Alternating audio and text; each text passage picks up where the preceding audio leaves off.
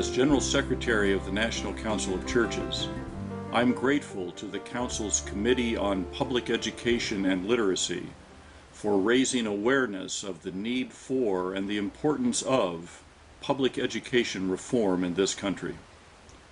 The 37 denominations that make up the National Council address a number of pressing social issues, such things as racial discrimination and poverty and the lack of affordable health care. But no less important than any of these is the need for high-quality, universally available public education.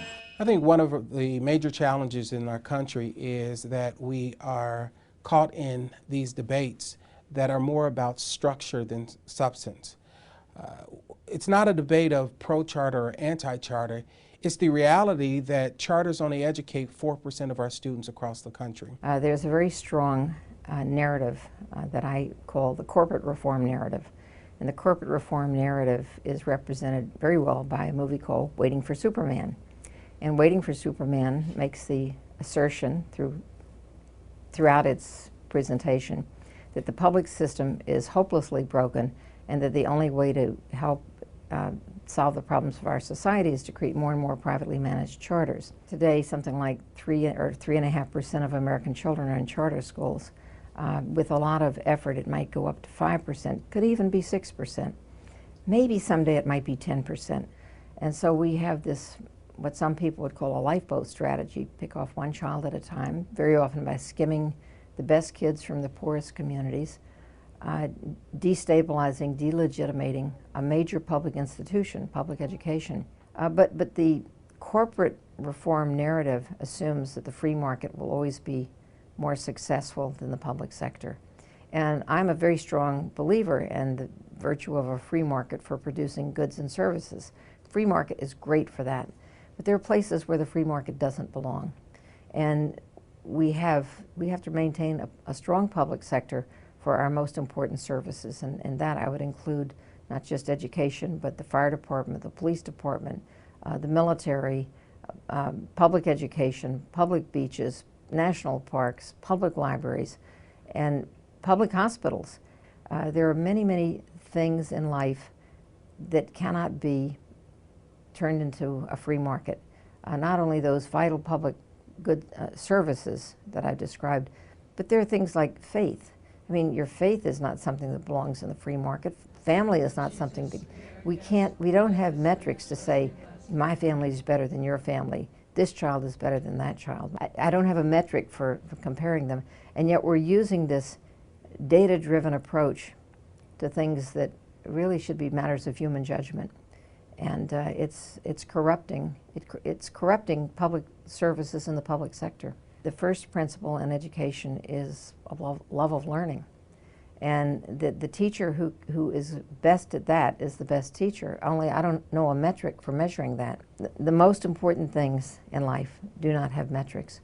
And by that I'm talking about the outcomes of education, not just love of learning, but integrity, responsibility, caring for others, a sense of justice, a sense of compassion for other people, empathy.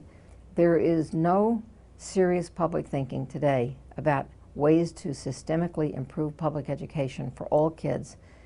There's not the capacity to sustain charter schools for everybody.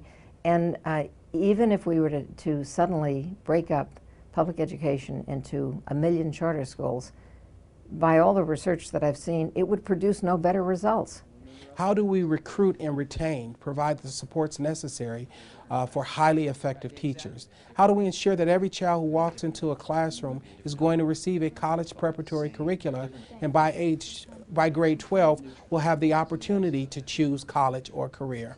And then how do we ensure that every child has the resources necessary to learn?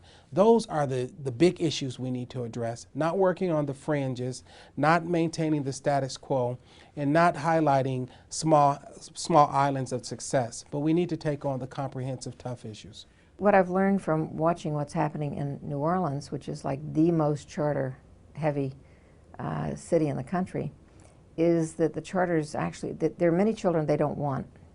And My friends in New Orleans who are looking at the situation say these are the high-cost children. And on a market model, they don't want the high-cost children.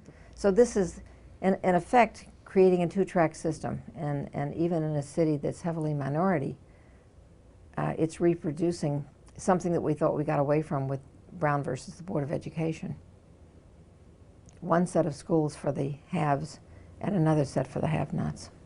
Each child has special sacred gifts which need to be nurtured, and all children are special and precious in God's eyes, which means that a system in which some children have access to excellent instruction while others don't simply is unacceptable. Let us together affirm the value of educating our children, each of them and all of them.